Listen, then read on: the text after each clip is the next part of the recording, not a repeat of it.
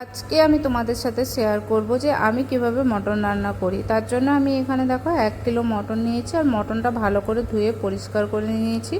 এরপর আমি তেল দিয়ে দিচ্ছি। তোমরা হয়তো ভাবছো দুরকম তেল দিচ্ছি কেন, সেরকম কোনো ব্যাপার নয়, একরকম তেলেই রান্না হয়।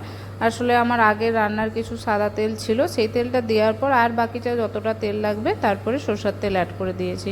তেলটা গরম হয়ে যাওয়ার পর আমি এখানে আলু যেগুলো আমি মটনের জন্য কেটে রেখেছিলাম সেগুলো লবণ আর হলুদ দিয়ে ভালো করে আমি লাল লাল করে ভেজে নিচ্ছি।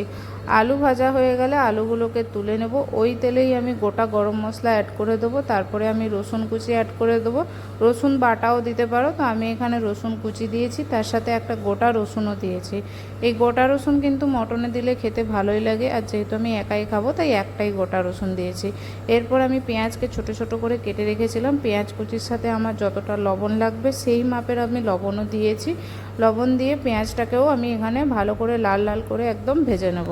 তোমরা যারা রেগুলার আমার রান্না দেখো তারা দেখতেই পাবে আমি কিন্তু লবণটা যখন পেঁয়াজ দেই তখনই কিন্তু একসাথেই দিয়ে দিই যতটা আমার লাগবে সবজিতে লবণ। তো দেখো পেঁয়াজ আমার লাল লাল করে ভাজা হয়ে গেছে। এবার আমি এখানে আদা বাটা অ্যাড করছি। আদাটাও আমি ভালো করে ভেজে নেব যাতে মশলা থেকে কোনো রকম আদার গন্ধ না ছাড়ে, সেই জন্য আদাটাকেও আমি ভালো করে ভেজে নিচ্ছি। এই আদাটা কিন্তু ভালো করে ভাজা করতেই হবে, না হলে মশলা থেকে গন্ধ ছাড়বে। তো আদাটা ভালো করে ভাজা হয়ে যাওয়ার পর আমি একটা এখানে ছোট সাইজের টমেটো দিয়েছি। মটনে কিন্তু টমেটো না দিলেও হবে, এটা কিন্তু স্কিপ করতেই পারো।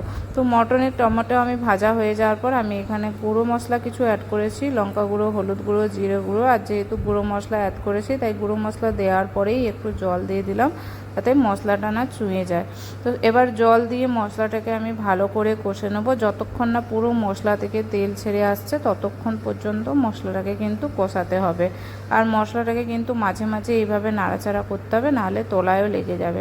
তো দেখো মশলাটা কষানোর সময় কিন্তু গ্যাসের ফ্লেমটা লোতেই রাখবে, তাহলে লো ফ্লেমে মশলাটা কষলে কিন্তু মশলা থেকে একটা ভালো গন্ধ ছাড়ে আর মশলাটা ভালো কষানো হয়।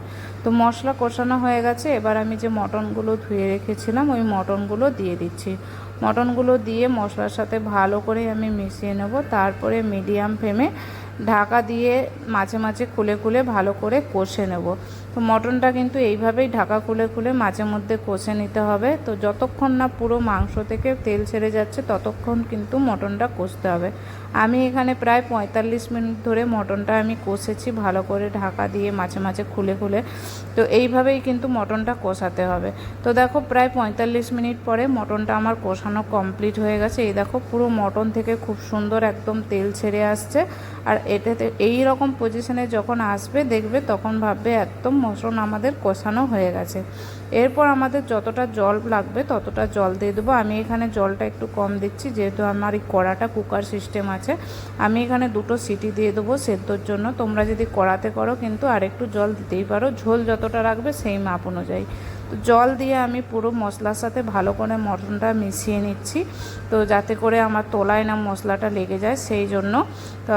কড়াতে সিদ্ধ করলেও হবে, কিন্তু কুকারে করলে কি হয় ওপর থেকে যে একটা তেল ছাড়ার কালারটা সেইটা দেখতে খুব ভালো লাগে, আর একটু কুকারে করলে তাড়াতাড়িও হয়।